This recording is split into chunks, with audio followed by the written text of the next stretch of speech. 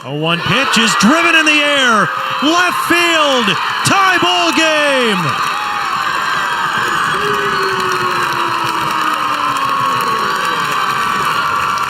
Emily Clark, a 3-run homer, and the Buckeyes have knotted it at 5.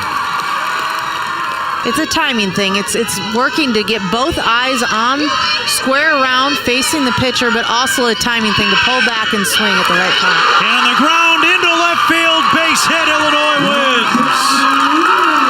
Alexis Carrillo comes through with the single, and Illinois has won this series with a 6-5 victory.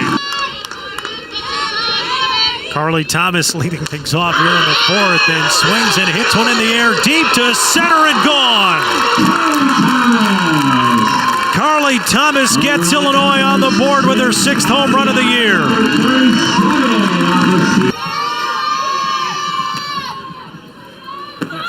Clark hits it in the air, right center field, and caught at the wall. On her way to 3rd is McCombs, and the ball gets away. McCombs will try to score. Ohio State wins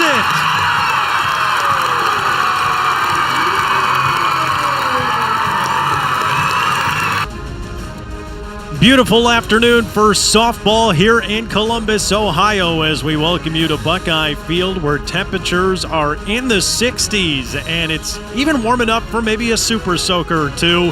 It's the 3rd and final game of a 3-game set between the Michigan State Spartans and the Ohio State Buckeyes. And alongside former National Player of the Year Jenny Ritter, my name is Jordan Bernfield. Thanks so much for joining us here at Buckeye Field. Ohio State has won the first 2 games of this series, and Michigan State's pitching has been a little bit under what we would expect from them. How do they fix that today? Yeah, that's really kind of what hurt them over the last couple games. And we welcome you to Pearl Field in Iowa City, where the Iowa Hawkeyes seeking their 2nd win in conference play against the Wisconsin Badgers, who come in having split their first 4 games in the Big Ten. The Badgers, a team that definitely likes to steal bases. They are 3rd in the Big Ten, just over 1 per contest in NCAA RPI at 35. So trying to get themselves in the tournament at the end of the year. On the flip side, Iowa always difficult to score against, a 1.86 team ERA, and they've already knocked off 3 teams ranked in the top 25. And welcome to Pearl Field. Alongside Carol Bruggeman, I'm Jordan Bernfield. Thanks so much for joining us this afternoon. Carol, 2 teams that certainly know a lot about each other. Last year, the upper hand was had by Wisconsin, won 3 out of 4 games against this Iowa team, and now the Hawkeyes looking for some payback. Well, they certainly are. And what do you do if you're Iowa? You give the ball to Allison Ducey. 10 years of BTN, that's presented by Auto Owners Insurance, and I think I just saw Josh Whitman's big head flying by the wall right there in left center field, the AD in Illinois. And here in this bottom of the 4th inning, it is Iowa 2 and Illinois nothing. And when I refer to big head, I mean the head on the stick. I'm not trying to say anything about the AD. Carly Thomas leading things off here in the 4th and swings and hits one in the air deep to center and gone. Carly Thomas gets Illinois on the board with her 6th home run of the year. And you could almost feel like Carly Thomas was due to drive a pitch. Somebody who was so successful, 4 for 4 yesterday against Ducey, gets out her first at bat and then reevaluates, readjusts, and drives this pitch back up the middle. A ball brought inside on her hands.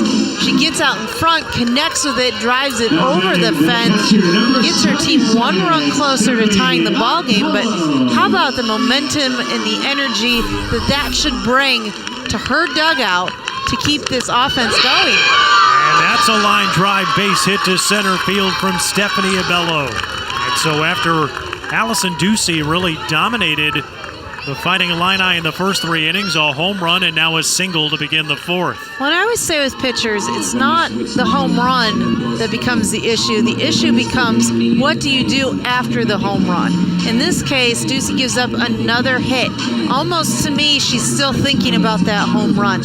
In a lot of cases, this is an opportunity for Iowa to really jump in and create a rally and build some momentum back to their side and really get inside Ducey's head. Ducey has been on fire up until this inning, and that is something that Illinois really has to find a way to make adjustments and not let her do that for the rest of the game. And so now Ducey goes back to work, and Bella Loya singled in her first at bat, and the freshman steps back in here. And swings and lines one to center, another base hit. Stopping at second is Abello, and now Loya at first. So 3 straight hits to begin this bottom of the 4th against Ducey. I think when it, for consistency's sake, this pitch right up the middle, and it goes back up the middle as Loya gets her second hit of the day. And again, keeps the hits coming with Illinois. To me, it wasn't ever so much, is Illinois going to hit? It's when are they going to start hitting? And this time through the lineup, Ducey throwing different pitches, the game goes on. They're starting to connect. It'll be interesting to see what Coach Looper chooses to do, how long she chooses to keep Ducey in, knowing she threw game 1. And now Rulius with a ground ball to short. They'll get the force at third, 1 away. And a big out there. You can get that force out, keep these ground balls, let your defense do the work. Hopefully on the infield for Ducey, she'll be okay. You can still get runners on base. That is totally fine as long as you don't let the hitting become contagious. And it'll bring Sam Acosta up next. Well, this is what makes Illinois so dangerous as an offensive-minded team. They're down 2-0, but a couple of swings and you can get back in it. And interestingly, Illinois, with those 3 straight hits to start the inning, all back up the middle. They're really squaring up Ducey, I think. Yeah, and when you see the pitch, if it goes over the plate, you've got to take your hacks at it. And that ground ball off the glove of Thompson, and now the throw to the plate, and not in time. Loya, with some aggressive base running, comes in to score to tie the game at 2. Ducey, again, just bringing her pitches too far over the middle of the plate. You see this, a ground ball to second baseman Leah Thompson. She makes the juggle, allows the runner to come all the way home, slides underneath the tag, and a big score for Illinois to tie it back up. Whew.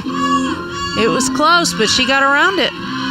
Illinois taking advantage of Iowa defensively. The Hawkeyes have struggled as a defensive unit, 13th in the Big Ten.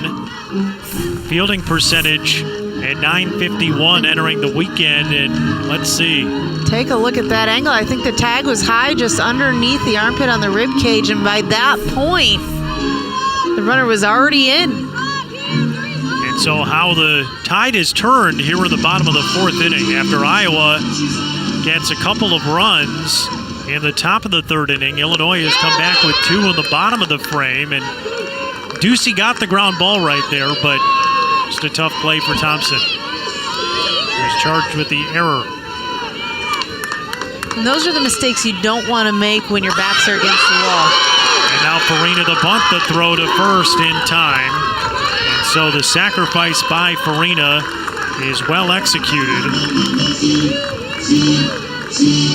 And so now runners at second and third with 2 away in the bottom of the 4th, and Illinois with an opportunity to move ahead. Nice bunt. Remember the game plan. The game plan for Illinois is to put pressure on the defense. When you put down a good bunt like Acosta did, that's putting pressure on the defense. When you put the ball in play and force Leah Thompson to make a play, then you're putting pressure on the defense. This is where Illinois thrives, and this is why you're seeing a little bit of change of tides with Illinois really starting to step up offensively. So now an opportunity here for Illinois. And they've got a pinch hitter at the plate. It'll be Rowan McGuire. McGuire often used as a designated player, and she'll get the at-bat instead of Alexis Carrillo.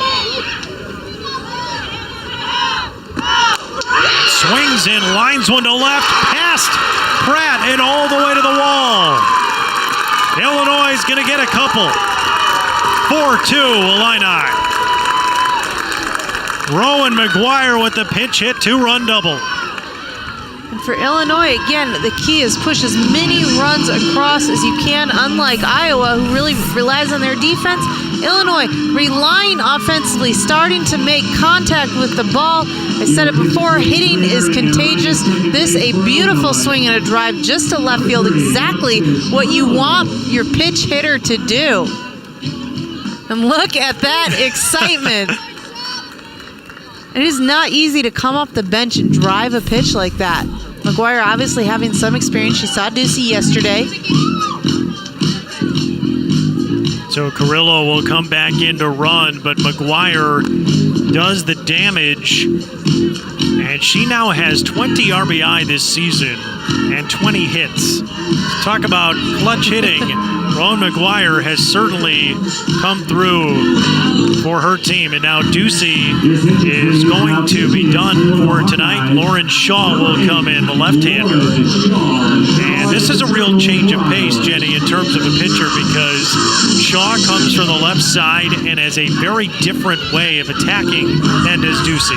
Absolutely, and we knew we probably were going to see Lauren Shaw today. It was really depending on how strong Ducey could be throughout the course of the game. But I had always thought that Shaw would come in to finish the game no matter what. In this case, the situation, she had to come in, but she keeps the ball low, has a drop ball, curveball, and a screwball. Those are her best pitches, which means she's going to be in to a righty and stay low in the zone. Her changeup will change the speeds. She's learning to command the zone. She's going to offset her speeds. She needs to make sure that those pitches stay within the zone and don't fall over the plate. And that's the hard thing for a freshman to learn. You can't get away with putting too much of the ball over the white of the plate. Lauren Shaw from LaGrange, Ohio. Freshman fires out of the zone for ball one. Kiana Sherland has flown out in each of her first two at-bats, and now her first opportunity against Shaw. It'll be interesting to see how the Illini handle the new pitcher. This time, Sherland hits it foul. Exactly. Again, they saw Ducey yesterday. They saw her through 3 and a few innings, 3.2 innings here today. And now they're facing a brand new pitcher. Now the key for Illinois is to make quick adjustments. You know she's been scouted. There's no doubt that Lauren Shaw is the number 2 pitcher that Iowa typically puts in. So they're prepared for her. But how quickly can they make those adjustments? Nice change of speed there, and it's 1-2. Part of the adjustment, like you said, Jordan, is just the fact that they're a lefty. This off speed is actually curving at the knees and over the plate. That is different movement. Beautiful pitch there, the same pitch. That was nasty from Shaw, and it retires the side. But the Illini get 4 runs in the 4th. They're 27-3 when they score 4 more this season. 4-2 after 4 in Champaign.